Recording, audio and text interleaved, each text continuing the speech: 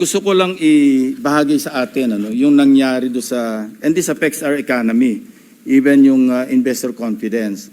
I have it on good information that yung announcement na ginawa, yung statement na ginawa ni ex-Congressman Saldico, na nagbintang siya na 100 billion, sinasabi niya na utos daw ng Pangulo na isingit sa BICAM. Your Honor and I both know that the 100 billion, and we went over, I know na, both of us went through the list independently or separately. And you and I agree na totoo yung listahan ng 100 billion pesos. Talaga nasingit sa BICAM. But yung sinasabi ni Saldico on social media as posted, na nag-deliver siya ng 25 billion representing the 25% commission di umano para kay Presidente, that I will attest na hindi totoo. Yun talaga absolutely untrue or false. Untrue or completely false. Why? Because last Sunday, I received a call from the camp of former Undersecretary Roberto Bernardo.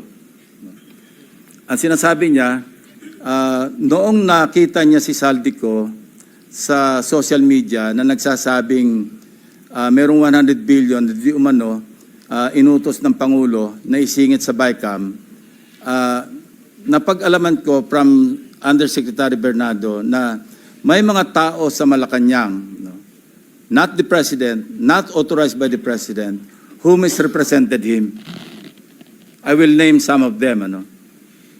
Undersecretary Adrian Bersamin. He name-dropped the President, making Saldico believe na utos ng Pangulo na ipasok sa BICAM yung insertions na 100 billion.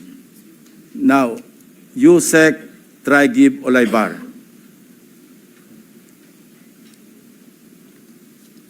Other personalities. Anyway, regarding the 100 billion, binrake down, kasi nireview niyo yung kanyang notes. This is all related even to the appointment of Secretary Recto to be the Executive Secretary. As he is now the acting, I guess acting kasi hindi naman pwede magbigay ng ad interim appointment because Congress is not in recess, di ba? So, okay. Anyway, ang sabi niya sa akin, hindi po totoo yan, Mr. Senator. Kasi ang breakdown ng 100 billion, 81 billion, yun yung na-assign sa DPWH.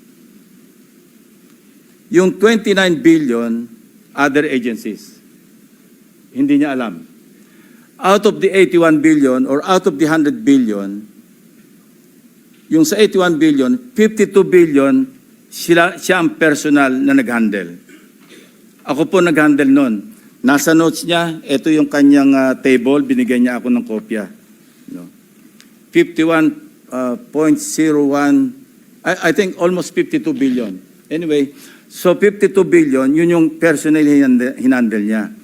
And talagang sabi niya, naghatid ako ng pera as kickback. But not to the President, but to Yusek Olaybar. And sabi niya, ang pagkaalam niya, kasama si Yusek Adrian Bersamin.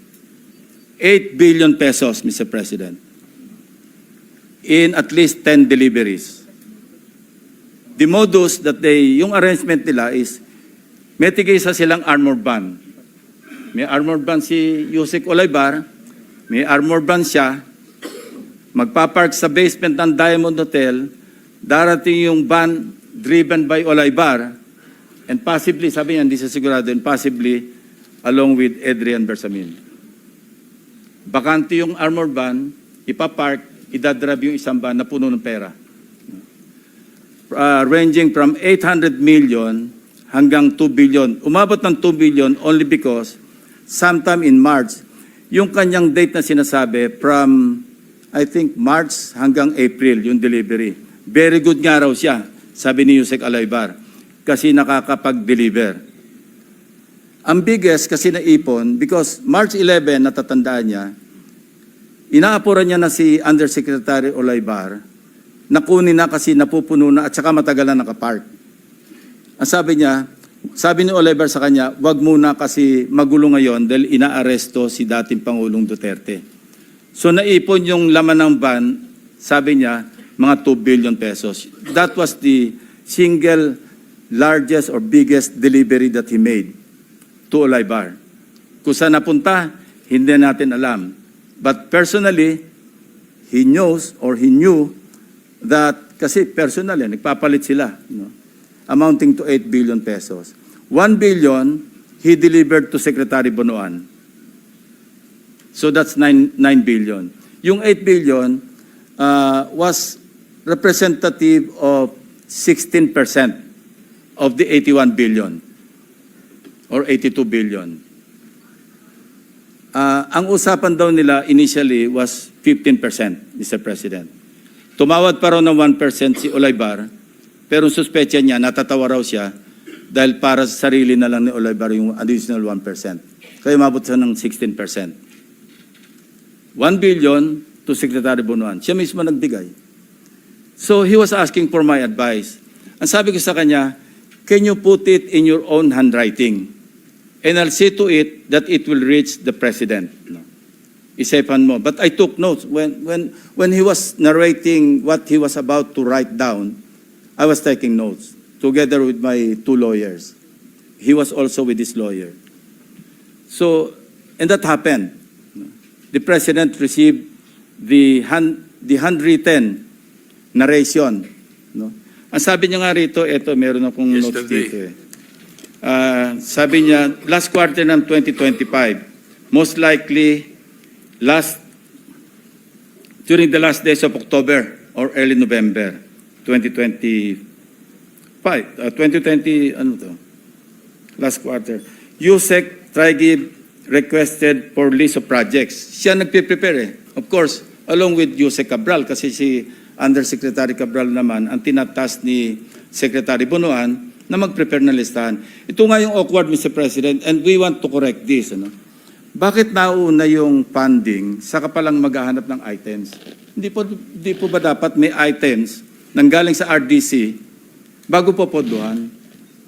Complete with program report, complete with planning. Pero ito po, nauna pa yung pagpopondo saka palang hahanapan ng items na ililista sa NEP. Remember, bukod pa po ito, dahil ito, GAA na ito eh, BICAM na ito eh. And mind you, even during the NEP, anyway, mamaya ko na itakil yun. Ito yung sinabi niya rito. No? Ito, sinabi niya na si Trigib Olivar prevented him from disclosing details on the 52 billion to Secretary Bonoan. Ayaw pa sabi raw, Mr. President. Tapos, sinabihan siya ni Yusek Trigib Olivar na si Secretary Bonoan asked Executive Secretary Bersamin several times, sino ba magpapacilitate itong 52 billion? Of course, isasama sa BICAM, paano ito re-release? Sino magpapacilitate? Ang sagot ni ES Bersamin sa kanya, we will take care of it. Sila na raw ang bahala kung paano ayusin yung 52 billion. Now, I'm not defending the President, Mr. President, but you know, in fairness to him, yung list of projects, yung 100 billion, initially naka-FLR lahat yun eh. Pinapatrack ko ngayon sa aking staff kung ilan yung na-release out of the items on FLR or PISARO for issuance of SARO.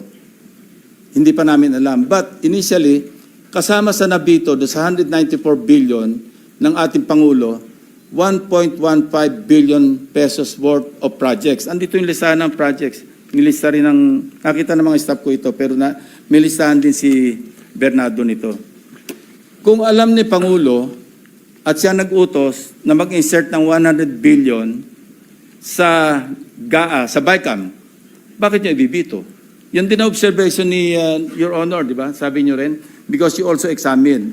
While you were examining respecting the 2025 GAA, we were also busy inspecting. No, hindi naman tayo po nag-coordinate, but our findings are practically the same. Di ba? It's the same, Mr. President. The same. Yeah, ito yung tatlong items no, na nabito. Saldico list vetoed items. GAA Volume 1C, page 849. Construction of cruise port and facilities package, Puerto Princesa City. 250 million. 800, page 822. Construction of multipurpose building, Government Center, Barangay Gadani, Tayum, Abra. Page 322, construction of riverbank structure including irrigation system, integration along Polo River at Sitio Lawaan, upstream, right side, Mall Wall, Cebu, package 3, 100 million. Total, 1.15. Kung gusto yung gusto kasi ng iba, paniwalaan natin na sa Pangulo ang nag-utos mag-insert. But it doesn't make sense to me, Mr. President. That's why I'm trying to explain this to our colleagues and to the members of the DBCC family para maliwanagan naman natin and in the presence of the media, maliwanagan naman natin na hindi kasama ang Pangulo kasi yan, common sense. Siya nag-utos, ibibito niya. Siya nag-utos, i-EFLR niya. Interjection, Your Honor. Yes, sir. Just for clarity, the handwritten letter was given to the President yesterday. As I think Monday, Mr. President. Yesterday. And And at 2 p.m. And thereafter, he asked There for were the- resignations. he asked for the resignation. In this case, Mr. President, courtesy resignation is a euphemism for firing. Yeah. All right, thank you. You know, Mr. President, the President is a very kind-hearted person. You know, I would have suggested to the person who brought to the President or delivered to the President the handwritten narration of Mr. Bernardo. I would have suggested na tanggalin niya and then order an investigation. Otherwise, how can you insulate the President kung courtesy resignation? But that's water under the bridge because it did not happen, Mr. President. And I will still strongly suggest that an investigation is in order. Because, you cannot, just fool around and misrepresent the President of the Republic of the Philippines. No matter how kind-hearted he is, let's not take advantage. Yun po yung nakakasama ng loob. Ito pa yung aking notes, di ba? Sinabi niya, narinig niya si Saldico. Ito, I heard Saldico's statement that he delivered 25 billion to President Marcos and Speaker Romualdez, representing the commitment for the 100 billion. This could not be true because I handled the 52 billion pesos and I caused the delivery of the commitment for the 52 billion to Yusek Traigib Olaybar. Personally, Mr. President. So let this be a lesson to everyone, to all of us. Sometimes kala mo lulusot ka. Pero sooner or later, it will catch up with you. Especially if you do it habitually. Who would know that the President would include in his zona, mahiya naman kayo? Who would know that I and my staff would work after hearing the President's message on several case studies, Oriental Mindoro, First Bulacan District? Who would know that Senator Marcoleta would call for a motu proprio investigation in the Blue Ribbon Committee? Wala po nakakaalam nito. Para rin itong mga projections, wala makakapredict. These are, unpredictable variables that could explode right in our faces, and it would be too late for those responsible to repent. Ang masama rito, Mr. President, apektado yung buong bansa eh. Naglayo ang investors. Stock market is down.